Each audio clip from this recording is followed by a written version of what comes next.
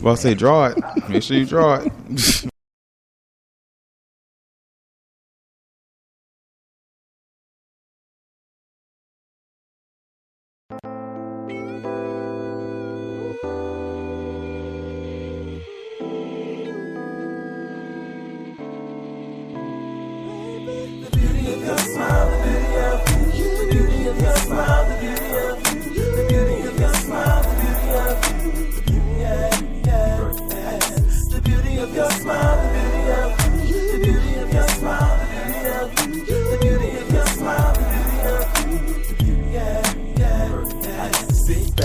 Good afternoon, everybody. I really want to welcome you to a very, very, very special episode of Streams of Consciousness today. It is Father's Day tomorrow. So we really wanted to kind of mark this milestone for our show and also introduce another pivotal artist in our local area. As we all know, we've kind of introduced you to Anna Temple Abram, who is a spoken word artist from Baltimore, a very important innovator on the Baltimore spoken word scene. We also brought you Dominic Antoine Thomas, who is a very established author, celebrated author, spoken word artist, graphic designer in the city. And today, for Father's Day, we are going to be celebrating all fathers, young and old, biological or adopted, that actively leave a positive impression on our community and our children's lives. This afternoon, I bring to you a local DC legend, a celebrated father of our community.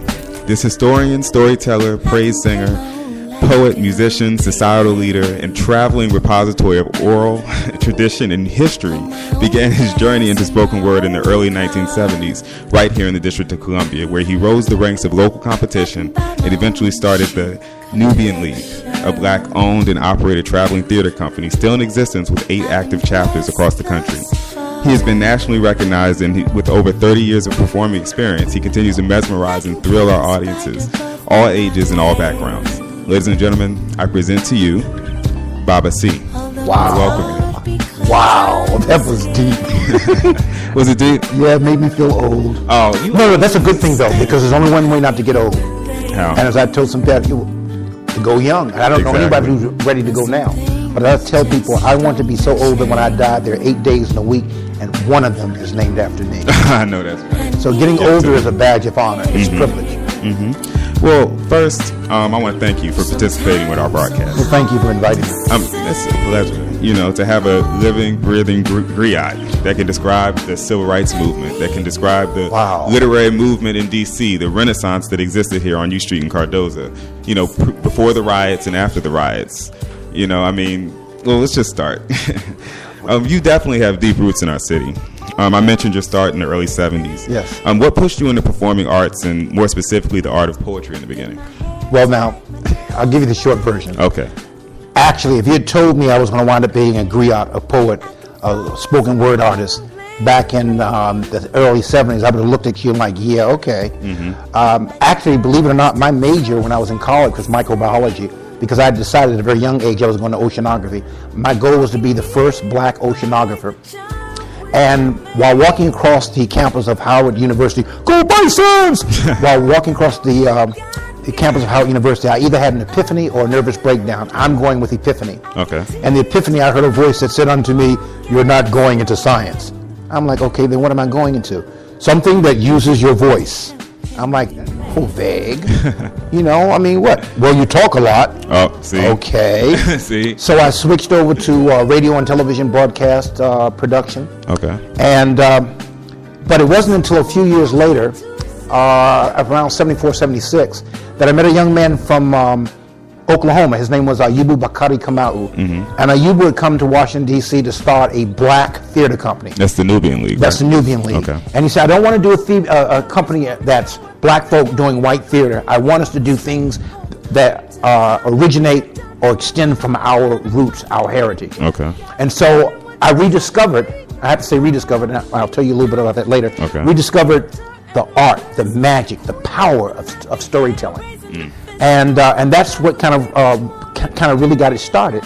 But before I met Ayubu, I used to be known as that poet that acts out his stuff. I was part of the Poetry Renaissance around 76, 77, 78 in Washington, D.C. Okay. And I used to belong to a program called BLACK. It stood for Black Literary Artists Creative Kingdoms. And we were a heavy push behind the spoken word. They didn't call it a spoken word back then. It was just poetry, but, right? It was poetry. And we did programs all over the city, all over the DMV area, utilizing poets, dancers, musicians, jazz musicians, all types of things. And we did some very creative things. Okay. And then when I hooked up with Ayubu Bakari Kamau, may he rest in peace, it just kind of like took off. We were struggling, we were having fun, but at one point we were doing things for, at that time it wasn't WHMM, it was WHUT. Is that what it is now? No, it's WHMM now, right? I think it's WHUR. No, I'm talking about Howard Station. Oh, Howard Station. Right. So we were doing a special on their station, we were doing the Kennedy Center, we were doing a tour through Baltimore, touring DC public schools and getting ready to go to Oklahoma. Okay. And it was magic. Okay. All right, so what you did, the time you're describing, that era, is when you were traveling and performing. That's basically when Nikki Giovanni, Jill Scott Heron, all of them, Alice Walker, they were starting to emerge. Alex Haley, Toni Morrison, they were really starting to get international acclaim. Can you tell us about the atmosphere in D.C. around those times as a performing artist with all these things kind of existing? In some way, they were a little bit more supportive. Okay. Because you didn't have this, now it's like the area saturated with performing, with spoken word artists and performing. We didn't even have the word performing artist back then. In fact, in the 80s and the 90s, when I would apply for grants, I would have a challenge because what I did was not strictly in theater, although we used theater, but there wasn't the other things. So when they started coming out with the title performing artist, I loved that. It gave you a brand. Right, it did. And I think the reason why I was able to get grants before was that I was somewhat well known in the city and people understood, well, he's not really theater, but he uses theater, let's do that. Okay. But the atmosphere, I met Nikki Giovanni, and I interviewed her. That's all I'll say about that. Okay. I love her poetry. I got a chance to meet people like Stevie Wonder, The Whispers. I met Vincent Price. Really? Yes, and Vincent Price was really a down-to-earth guy. He loved to cook. He was very soft-spoken when he's not on stage. It was just wonderful. I met him at the Ford Theater. I used to be an arts critic for a moment. And and there were other people that I had met in the area, and it'll probably pop up to me in a moment. Years later, I would meet James Earl Jones. Oh. I'm going to tell you, not many people blow me away. Icons. But this man, if he had told me, pick up my bags and follow me, I would have. But, and he's a gentle soul too, a very, very nice guy. We had a very good conversation.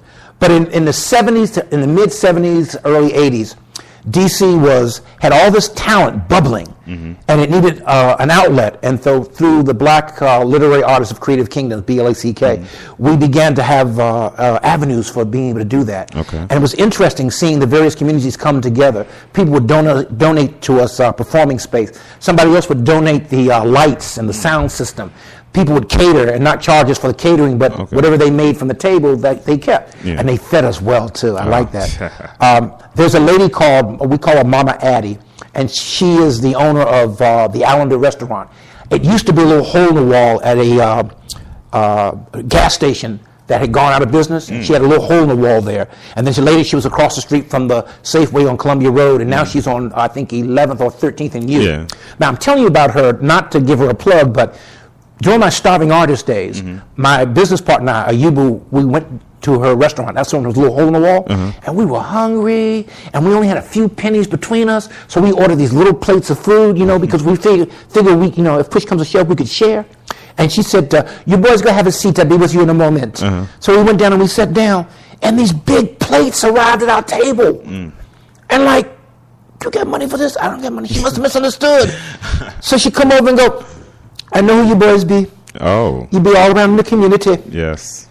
Mama Addie, as long as you have restaurants, you don't go hungry. You come here, you don't got the money, we don't worry about it. We're going to feed you. Yes, Mama Addie. And yes, I'm like, okay. and Mama Addie, if you're hearing this, I know I messed up your accent, but I had to get the story out. And she fed us. This was the atmosphere back then. We didn't make a lot of money, but people fed you. And people took care of you. And people took care of you. And that's a very African thing. I hear a lot of people go, I'm not African, I'm born in America. But our roots are in Africa, and it's a very African thing. The preacher, the reason why preachers are exalted is because if you If you took care of your preacher, your minister, it reflected on the community. How well you took care of him reflected how well and how together your community was. And the preacher knew everybody's business. You know, so he went around from place to place to have dinner on Sundays and the rest of the week. And if the community pooled its resources, they gave him a place to stay. But they looked out, and that's kind of what the atmosphere was like in the mid 70s, early 80s in Washington, D.C. The artists, many of us were starving, but the community kind of supported. We had a place to eat. Yeah, it was appreciated. It was. It really was. And it was like blowing up large again. I say large again because Washington, D.C. has always been a hub for talent, activism, and politics. We had it in the 1914s with the Great Migration of black folk to. I should have warned you. I'm a talker. Oh, trust me. But I am too. All my listeners know. They probably know better than I do that I'm a talker. But I'll wrap this up. Okay. In the 1914s, 1920s, again between the World Wars and after the World War, to black neighborhoods in D.C., which was one of the most segregated cities in the country, the nation's capital, right, thrived. Like on U Street. Yes, on U. Oh man, U Street. It was called Black Hollywood. Yes, it was. 8th Street was the black Caverns. downtown. Yes. You would see the industrial people. bank, first black-owned business in the D.C. erected on U Street. And it was erected because other banks wouldn't loan to black folks. Exactly. You know, so I mean, it was not. If you were down by what we call Howard University, if you're down by Howard University on U Street, and then over maybe as far as 16th or actually 14th or 15th, there were a lot of little nightclubs set up on U Street and one block down, one block up, and you would see people who would come from the Howard Theater. The Howard Theater is older than the Apollo Theater. Howard Theater is not DC's version of the Apollo Theater. It's the other way around. Exactly. The Apollo Theater took its from Howard. Many people don't understand, realize, or remember that the Harlem Renaissance, like the DC Renaissance, predated the Harlem Renaissance. Yes. And a lot of the artists and activists moved up to New York, to Harlem, which is where the Harlem Renaissance was born. Right. But it originated in DC. And Harlem originally was a whites-only community. Exactly. I mean, so many they don't realize or understand. But we're going to segue a little bit. All right. I'm going to do. You have a segue? Oh, just a little bit. I know what you mean. But I'm going to do the first piece. Baba C is going to hopefully do some stories for us in a little bit. But I'm going to do my first piece. It's going to be called Does It Yet Exist? It's going to be another, paying homage to our fathers of our community that have, from the past, and that have kind of established where we are now. Martin and Malcolm. They're my idols because they were soldiers of a free world that didn't yet exist. A world they fought hard for their children to live in, but was taken down before they could experience it. But in actuality, they can. Through us. We are the children of civil rights. The children of other soldiers, active or silent in the movement, recognized or forgotten. But soldiers because they stood strong through the adversity when it would have been so much easier to hide. When a white man gave us the right to sit anywhere we want, like the front, we took our seats with pride. When the white man said Lil Ruby and my mother could get educated amongst all other people. Although it would have been easier to stay with the blacks, they fought through that journey. That is the challenge of us, not as African Americans, but as Americans. To face unjust situations to ensure it won't repeat itself. We need to think of all situations as the masses and forget about oneself. Now, I wrote that a while ago, and I kind of wrote that to speak on the volumes of people that have sacrificed, that may have been unsung. Ashe. Their names are not on a wall. Their names are not on the ground that they're buried under. They're just untold stories amongst our streets. And I just really want to remind people the struggle that this country has been through to get where we are, where people can actually be free, where people can make their own decisions, and where people can go for education, they can go for opportunity, they can go for jobs, and it does not matter where they're from or what they look like, or it shouldn't. But, it's an ongoing process, and it's something we're working towards. I'd love to see what Baba C thinks about what I just did. Well, you've said it all, actually, but I'll put it this way. If you don't speak of history, if you don't talk about the unpleasant as well as the pleasant, we must know about the atrocities that happen so that we don't repeat them. Yeah. We must take the good things that happen to help sweeten our tomorrow and our future. But until this country can sit down and actually talk about all the injustices, well, not all of them, because we only have one lifetime. Yeah. But if you sit down and talk about the things, the bitter and the sweet, acknowledge the atrocities that happened during slavery, acknowledge what was done to the indigenous people in this country. Oh, by the way, Africans were here maybe before the so-called Native Americans, but that's another story. Yes, until we can sit down and talk about it. Until we can sit down and talk about it and acknowledge the good, the bad, and the ugly, we're going to be stuck in a very dysfunctional country. Mm-hmm. We have to acknowledge it. We don't have to, we don't have to say, okay, well, put it this way. Mm-hmm. I don't celebrate July 4th. Okay. I celebrate Juneteenth. A year and a half after the Civil War was over, there were still slaves in America. Mm-hmm. And the federal government sent down militia to free the last of the slaves about a year and a half after the Civil War. Forcibly have them freed, okay? Mm-hmm. And that happened around somewhere between June 16th and June 19th. Mm-hmm. So many African Americans celebrate Juneteenth. But in a lot of places, you had to celebrate it in secrecy because acknowledging your freedom could cost you your freedom or your job. Mm-hmm. So Juneteenth was often a secret celebration. I celebrate Juneteenth. Now, I had to give you that backstory because someone came to me and said, what are you doing for July 4th? I said, well, someone invites me to a barbecue, I go, but I don't celebrate July 4th. Well, why not? And I told them the story I just told you. They said, well, that's all history. That's done with. You need to forget about that. Let it go. I said, well, what are you doing July 4th? And they told me, I said, why are you doing it? Oh, because that's part of our history. I said, oh, history. Oh, that happened in the past. You need to let that go. Mm-hmm. They don't speak to me anymore. Yeah. Do I look upset? Exactly. So anybody doesn't see, no, he doesn't. Yeah. So we have to talk about these things. We don't have to agree with them, but we have to talk about them. And the more we talk about them, the more we can come to a consensus. To disagree, but to live in a society where we can understand each other better. Because ignoring a problem does not make it go away. Yeah, I mean, we're about to go into a short break, but one thing I just really wanted to explain to the people listening. I mean, I think my demographic is kind of a younger, hipster, artistic, young. He just called me old again. Oh no, just urban. Just that urban audience, and I think it's just a really, really, really positive thing to have somebody with as much experience and as much foresight as you to kind of share those things with us. But see, that's part of what a griot does. Yeah. And we can talk about that when we come back from break. Yes, we will, definitely. I have some things I wanted to ask you about that. But we're going to take a short break, and we're going to pay homage to another celebrated spoken word father. He's one of my all-time favorite lyricists. He's a close mentor of mine. His name is Shihan the Prototype, and we're about to give you a taste of Father's Day. Ladies and gentlemen, J.I.V. Dear Dad, these words are being written and spoken because my heart and soul feel broken. I laugh to keep from crying, but I still haven't healed after all of my years of my goofiness and joking. You got me open, hoping this ill feeling will pass, won't last. I wear a mask, and my peace won't ask for the truth. Truthfully speaking, the truth hurts, but I'm beyond hurting. I'm in pain. When I was a shorty, I thought you left because I wouldn't behave. Later on in life, I found out that it was the cane as well as other things. And with all the scars, it was hard, but I learned to forgive and forgave. I forgave you despite the fights, the tears for all the years lost, wondering if I was loved. Sometimes all I needed was a call and a hug. I mean, I understand that people break up and don't make up, and some relationships don't last forever, but why weren't we together? Mom could have found a new man, but why was I going to find a new dad? Looking back, I wish would have begged me, but pleaded my case, because I felt like I didn't matter, like I was deleted and erased. I would cry, still cry so much that I get headaches. I try to get you off my mind, but I can't get you off of my face. I see you every time I see me, and I can't do nothing but ask God to bless me, because my love was amputated, my life was complicated, my family became dysfunctional.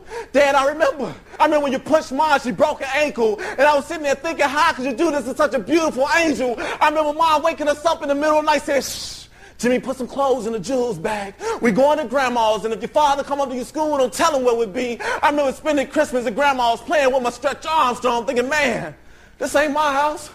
How does Santa Claus find me? But the little boy in me still wants his daddy badly. I feel like a scared little boy afraid to become a man, but I think I'm ready. I wonder if you know that your baby boy did a show that aired for millions to see on HBO, and that hard-ass New York crowd that I didn't even know actually gave me a standing no. I wonder if you know. I know you're proud, because I'm be the best, just like you want to be.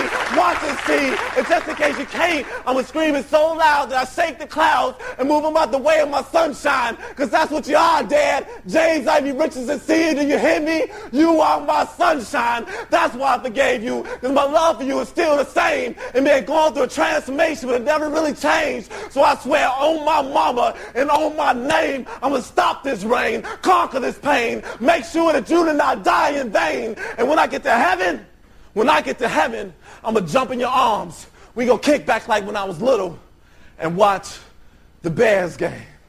I love you, Bear. All right, we're back. And that was actually just a short correction. That was Jay Ivey. And the title of that piece was Dear Father. It was an open letter that he wrote to a father that's not there. And, you know, we kind of picked that to kind of give to you all on a day before Father's Day to just kind of remind all the men, black, white, orange, green, indifferent. It's your role to be in your child's life. You're needed in your child's life. And generally when you're not there, you're scarring your child and you're hurting your child. And they might not even be able to articulate it in any way until they're older. So to prevent a constant cycle of single mothers raising a child without a positive male influence, and single fathers, I mean both ends, you know, it's Father's Day. But, you know, it's just about being in your child's life and showing them how to be a man. And we have some other pieces that we're going to play. This is going to be a special day. I know everybody's kind of like, oh, I don't remember him playing so many specific things during the show. But, you know, it's Father's Day, and I really wanted to use different pieces and different mediums of music to kind of express that. But let's get back to the interview with Baba C. Let's get into some changes that the arts have seen locally over the last 30 years. Can you describe to us what it was like to watch a booming, successful African-American community like U Street Cardoza kind of get systematically broken down? Wow. Okay. I often say that desegregation was one of the best and one of the worst things that ever happened to the African-American community. Malcolm X said the exact same thing. And the best thing was it opened doors that had not been opened before. Mm-hmm.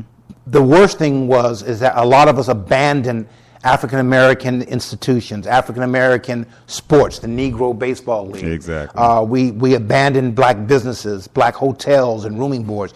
If you go around Washington, D.C., particularly in the Shaw, Columbia Heights, and Adams Morgan area, you'll see these big rambling house, these big houses that look entirely too big for one person to live in. They were boarding rooms because black folk could not stay at many of the hotels. So we had a thriving boarding house business that went around. And a lot of people had these big houses and rented out rooms. So with the advent of desegregation, a lot of those places had to wind up closing up or try to become like renters for apartments because we deserted the black community in droves. We did. A lot of our papers went down the chute. A lot of the business went down the chute. And a lot of artists, they have what they call the Chitlin Circle. And that's what black folk used to do down south and through the Midwest, And that's what you would know. You got big in the Chitlin Circle, and if you were lucky, someone like Johnny Carson or Jack Parr or Merv Griffin. I know a lot of people probably don't know these names, but like the early Tonight Show. Merv Griffin invented the game show concept. He really exploited. I won't say he exploited. He really made it blow large. Yeah, he took it to the networks. And he used to have a talk show too. Dick Cavett, all these people. There used to be a show in D.C. called Panorama. Murray Povich's dad was a writer for the Washington Post. And they had a program called Panorama, which featured a lot of local artists and eventually a lot of local black artists, because at one time the television exposure was white only.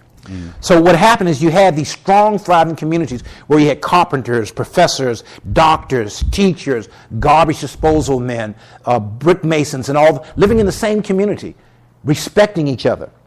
And then we got this segregation thing. A lot of people fled to live out in white Burbia. And I understand that because you're trying to establish I have a right to be here, and that's fine. But you don't abandon your own to prove that you're worthier, or that you are worthy of being outside your own community. I think the two and two can go hand in hand. I agree. And that's what we saw a lot of. We saw it being abandoned. The Howard Theater, it took 4 tries to get the Howard Theater revitalized and up and thriving again. 4 tries. And the Lincoln Theater on U Street, although not black owned, is a historic icon in D.C. that featured a lot of talent. I actually went to see movies there, but that's another story. I think I saw Mahogany there. So we had the strong, diverse, but strong black community of artists, et cetera, supporting itself. And then we got desegregated, and we kind of ran to be, quote, the big boys. And a lot of the structures began to fall apart, which is why in the 70s and 80s, I was so happy to see a lot of local artists coming together. We had a lot of small but effective black theaters that were around town. If I remember the name of some of them, I'll drop them later on. But they were there. You had places there was a place off of 14th and Kennedy Street, Northwest. There were other places all around town where you had these small but strong black collectives where you had actors and playwrights and doing all kinds of things and being supportive of each other. But then, it was kind of like, well, we want to go, we're big fish in a small pool. We want to go be in a big pool where we're small fish, But now, believe it or not, it's coming back because people like Spike Lee and I forget the name of the brothers who they're both directors and they do a lot of stuff, But you're having a lot of production. Mr. Tyler Perry. Tyler Perry. I mean, people knock him, but he's involved in a lot of stuff. Everything is kind of is shifting to just from being a East Coast situation in terms of black media, and it's shifting down south to Atlanta, and that's a really great place, really, for black artists to be at this moment. Music, movies, actors, anything you're really trying to do. Atlanta is a really good place to go. And it's not the first time it was a good place to go. But Atlanta, Chicago, Detroit, New York, Washington, D.C., Baltimore, in the Midwest with the Twin Cities and Tulsa, Oklahoma. Are you familiar with Black Wall Street? Yeah. And, a lot of people to this day think, Black what? But Black Wall Street was in Tulsa, Oklahoma. And there were black families that were so well-to-do, they would vacation in Paris for the summer. They would go on shopping sprees in Europe. They owned property in California. And when a lot of the country wasn't doing well, because they were so well and diverse in their investments, many parts of that black community were doing well. Prior Martin Luther King being assassinated, when you read about race riots, there were white folk ransacking, murdering, burning black neighborhoods, okay? So Black Wall Street was doing well, and the white folk in the area got upset, and they went to burn out Black Wall Street, this whole neighborhood, this whole community. And the black folk met them and said, no, not this time. Exactly. Not this time. And there was a battle going on. I mean, literally, warfare going on. And then out of nowhere, by some accounts, 1 plane, other accounts, 2 planes, but planes show up and drop bombs on the black community. They dropped bombs, I know, on the black community, wiped out entire communities, killed and murdered many people. And it was categorized as crowd control. Yes, and then they did something that's been done a few times in American history, but then the powers that be said they made them pull all retractions, all newspapers that carried the story were pulled off the stands. And radio stations was told they were not to talk about it. And they did a blackout on the black community.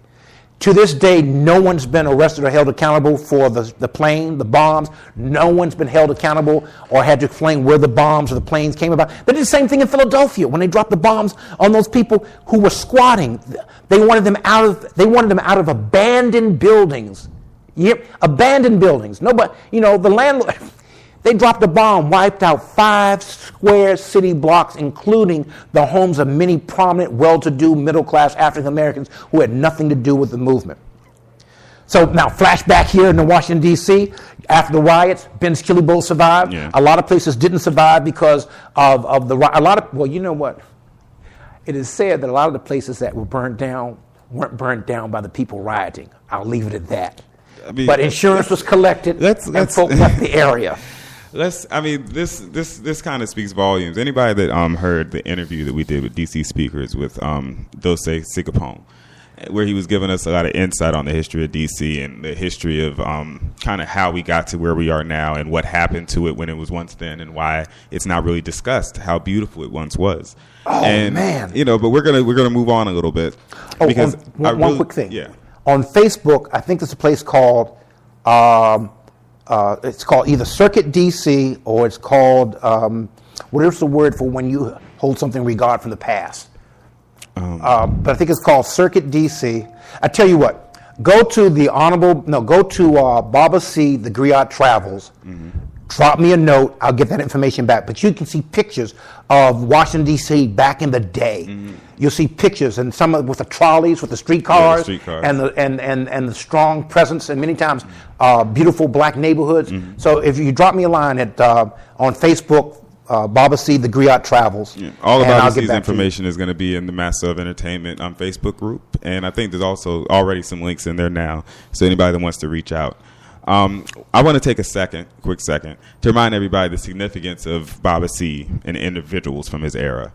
This man, along with his colleagues, is from the era that eventually birthed hip-hop in the South Bronx 31 years ago. It went from griots like Baba C and the Last Poets to Grand Puba, who went on to start Brand Nubian and was the head MC, and they actually trickled down to a Tribe Called Quest, Common Sense, Talib Kweli. Everybody knows the late, great Notorious B.I.G., Jay-Z, and the newer ones like J. Cole and Kendrick Lamar. All of these artists are derived from the griot poet, that street poet, that corner poet that just kind of told stories. Can you tell us a little bit more about being a griot, becoming a master storyteller? What does all that entail? Ouch. All right, let me explain what a griot is, because a lot of people go, griot, it's griot. No, it's griot, it's griot. My friends from the continent, from the parent land, from Africa, when they're speaking in their language, they say griot. When they switch to English, they say griot. I can tell you several things about griot and griot. It's not French. A lot of people say it's French for storyteller. No. Look up, go to a dictionary, look up storyteller in French. It's not griot, it's not griot. The difference is this. In indigenous African languages, if there's a letter in a word, it's pronounced. It might be whistled, it might be whispered, it might be clucked, but it's pronounced. Many of these things we find difficult to translate into Western languages. So I say griot, but if people say griot, my attitude is griot, griot, as long as it's said with respect, and I'm not the last one called to eat, we cool. So a griot is to things cultural what a minister or rabbi would be to things religious or spiritual. But there's always a spiritual connection in everything people of African descent do. Okay? So a griot is an oral historian, one who speaks about history, teaches through the spoken word. A griot is a living library. That means I have a lot of stories in my head waiting to be told. A griot is an advisor. He's a mediator.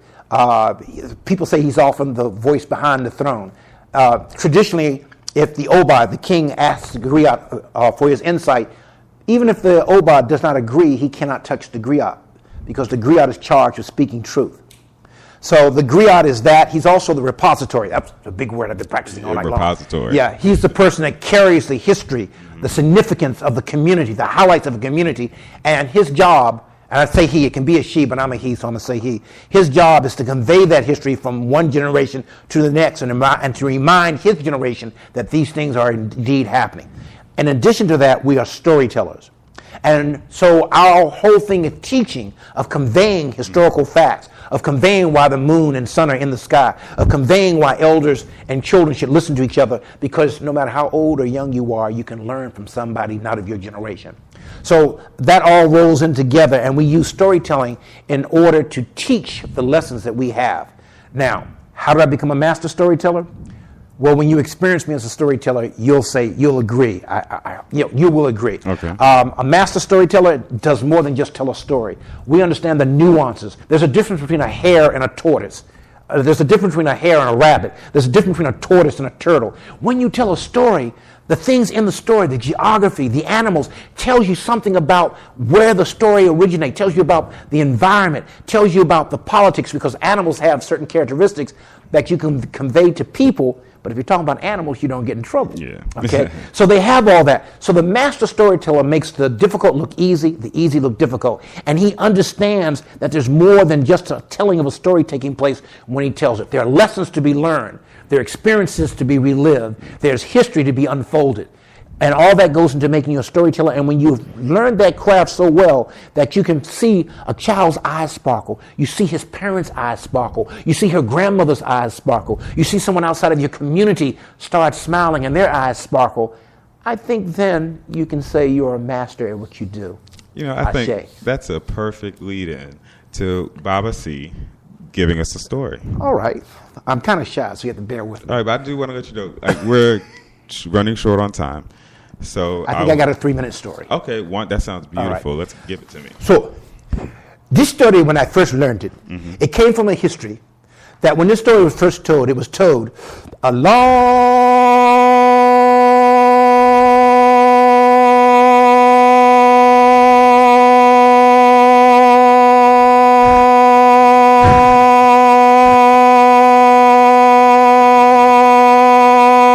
time ago. A young lady come into her grandmama's house. And the grandma goes, "Daughter, what is wrong? You look troubled. What is the problem?" "Grandmama, I don't know how. I don't know how I can go on. I don't know how to deal. There's so much stuff happening out there, and all of it negative. I don't know how or what to do." She said, "Daughter, come with me to the kitchen." So they go to the kitchen, and the grandmama, she takes 3 pots and puts them over the fire. She says, "Daughter, bring me some carrots." And the granddaughter, being a dutiful granddaughter, brought her the carrots. She now put them in the pot. She put them in the pot. "Now, daughter, go get me some eggs, but be careful. You know how fragile eggs are." And she went and got the eggs. She said, "Now put them in the pot." She put them in the pot. She said, "Daughter, go get me some coffee." Now, we're talking about coffee beans. She said, "Put them in the pot." She put them in the pot. And they waited until the water come to a boil, and they wait, and finally, grandmother says, "Daughter, put the carrots in the bowl." And the granddaughter put the carrots in the bowl. She said, "Daughter, put the eggs in the bowl." And the daughter put the eggs in the bowl. She said, "Daughter, pour the coffee into the container." She poured the coffee into the container. Then she said, "Daughter, I want to know, which of these things are you?" She said, "Nana, I don't understand. What is you trying to tell me?" She said, "When we started out with the carrots, they were hard and unyielding, but the water changed them and made them soft and pliable. When we started out, we had the eggs that were so fragile they could crack easily, but the water made them hard and durable. When we put the beans in the water, the beans were not changed by the water, the beans changed the water. So I'm asking you, what are you? Are you someone who allows the outside to change you? Or are you someone who changes the things around you?" And my question to you and all those can hear is, which are you? Are you a carrot? Are you an egg? Or are you the coffee? Asante. That was beautiful. That was beautiful. I mean, that was wonderful. I love that. Is there a title for that? It's called the carrots, the eggs, and the coffee. Which one are you? Simple. Actually, it's been interpreted many different ways. But in fact, I saw the other day on a non-African website, they had claimed it. But the story is African in origin. Okay. So it comes from many different. The Westerners missed it. They messed up a whole lot of stuff when they were interpreting. They always do. And it's called the Bible. Or almost anything that's been interpreted, but we have to go back and we have to clean it up. Let me say one quick thing. History is about the telling of stories. It's not about the reporting of facts. It's about the telling of stories. We do not have to wait for external forces to validate us. It is our job to validate us. It is our job to write our history. It is our job to correct those things that we don't want inside of our community. And it's our job to praise people like you and to praise the young people that are doing things out there that are great and wonderful. It is our job to validate them and to tell everybody else, if you don't like it, go to your own community. Exactly. And I just want to add one thing on the end of that before I ask my next question, is it's our job to tell these stories and teach these lessons to our children. Yes. It is not the job of the public school system. It is not the job of the nanny. It is not the job of the neighbor. It is our jobs to raise our children with the morals and the understanding that we know are right. It's our job to be a village. Exactly. Now, we're going to go. We got a couple more minutes left, and there's some really good questions I really want to ask you. I want to get your opinion on. Okay. So quickly, if we could get through this. Do you go to open mics? Do you go to places that give poetry? I'm going to start going again. I've been to a few. To me, it's an entirely different experience, and I'm so busy watching all the wonderful things that the generations following me, your generation and the ones before them. I'm like, whoa. And now they want me to get up and say something? I don't think. But I'm going to start doing it again. Are there any newer artists or any younger artists out that you appreciate or that you watch specifically? I'm in the process of rediscovering a lot. There's a brother, Jonathan Tucker, who does a lot of spoken word things. Yourself, Head Rock for different rock. You know what I found interesting? I'm rediscovering the young spoken word artists. I was really floored to find out that many of them know of me. I'm 2 generations, 3 generations from them. And they know of me. And I'm not saying that to aggrandize myself. I'm almost struck speechless almost when I hear that they know of me and what I've done. And they thank me because they say you and the people before you have made it possible for us to do what we do. Yeah. That floors me. Okay. So I'm in the process of getting reintroduced, and I'm going to hold you to help me stay that way. Okay. Being reintroduced to those artists, because I think what's coming along now, a lot of it is just so over. It's just so, it's beyond description. Yeah, and I actually want to give a quick shout out to Page's Madam. He actually just got his first publishing deal from Bleeding Writers, and he's actually getting ready to go up on a tour when it's released in 2014. So definitely shout out to him. He's our young Langston Hughes in the city. He's doing magnificent things. I can't help but be proud of him. Is Langston Hughes Busboys and Poets was named after? Yes. Yes. Another quick thing. We have a few minutes. That's code for me to give a quick response. Short response. Yes. Go ahead. But what do you think? I know you talked about like you going to a couple of places, but what I really want to know is how do you see it in comparison? Like, you know, everything that's going on downtown with Benny Black Entertainment, with Up and Up Entertainment, with the open mics, with just constant events happening on U Street for spoken word. How do you see it in comparison to the literary renaissance that you saw back in the 70s? Whoa. Okay. This is what it boils down to. Yeah. When in the 70s and 80s, we didn't have the internet.